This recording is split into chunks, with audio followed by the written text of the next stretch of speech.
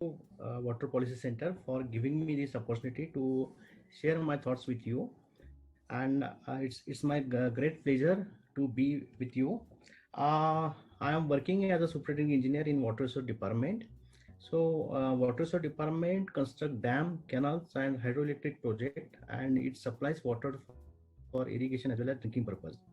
So presently, I am pursuing my PhD at IIT Bombay, and this presentation will give me an opportunity to share the remote working practices which are which are initiated in my department as well as in construction industry after COVID has been had been arrived.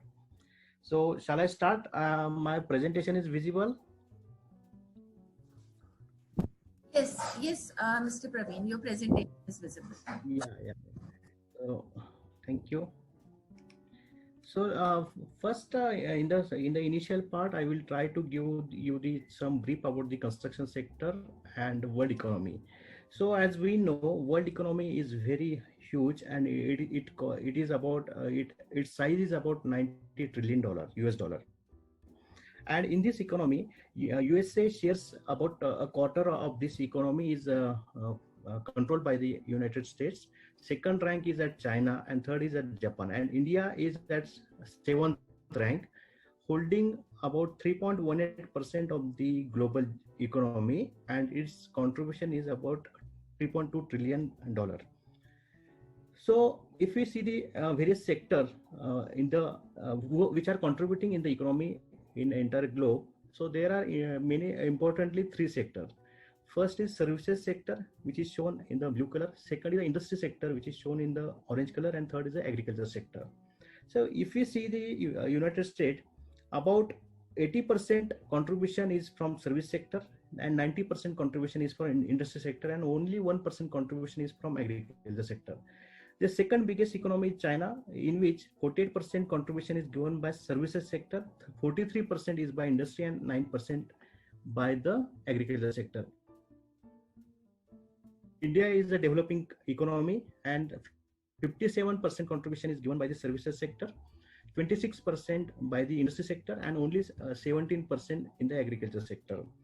So construction sector falls under the under the group of industry sector, and its contribution in Indian GDP is about 26%.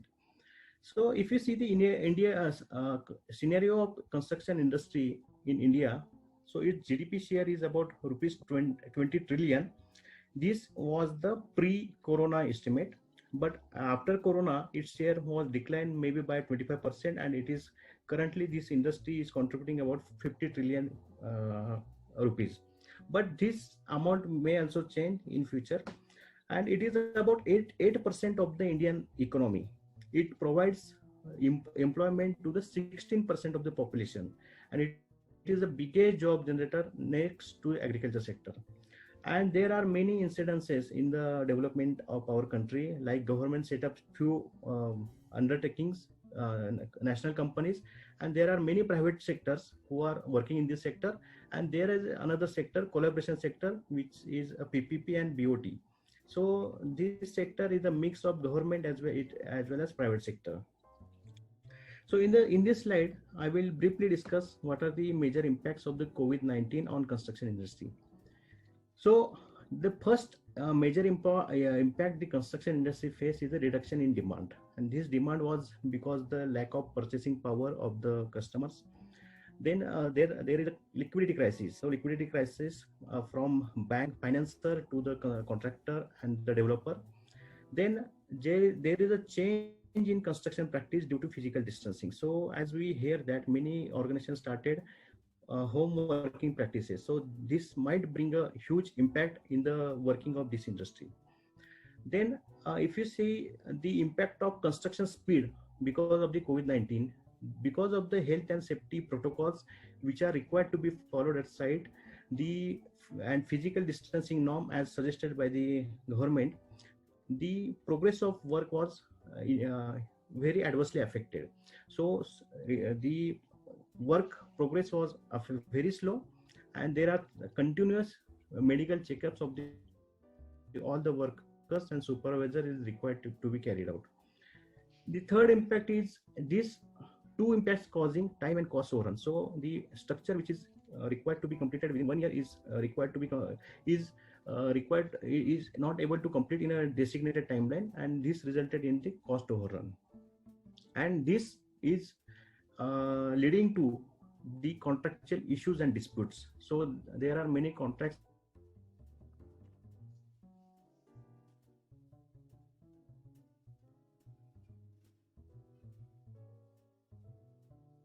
issue which is also adversely impacting with the progress of construction industry. For example, if tunneling work or metro construction work is if there is a restriction on imports, then development in this sector might be adversely affected. The only positive impact of the COVID-19 is this sector introduced information and communication technology and emerging technology in this sector. So as we know that when in December or January 2020, when there was a first sign of the corona in the China. So China started construction of a hospital, and this 1,600 beds hospital was constructed in just 12 days. So that is the speed of the construction at which this industry can operate. In England, the 500 bed hospital was executed in just 9 days. In India, in Mumbai, the 1,008 bed hospital was executed in just 1 month, and in Pune, the oxygen plant was executed in just 11 days, and the estimated timeline for execution of this work was 6 months. So we can imagine that health system and construction sector moves parallel along with the during this pandemic. So impressive speed of construction is one of the testament that there is a talent in the construction industry, and whenever there is a disaster, this industry comes forward and tries to cope up with the adverse impact of the disaster. So in this part, I will try to explain very briefly the emerging technologies which are being used in the construction sector. So before that, I would like to elaborate on there are 4 industrial revolution. The first occurred in 18th century, which was based on water and steam mechanized production. The second was based on electric power generation.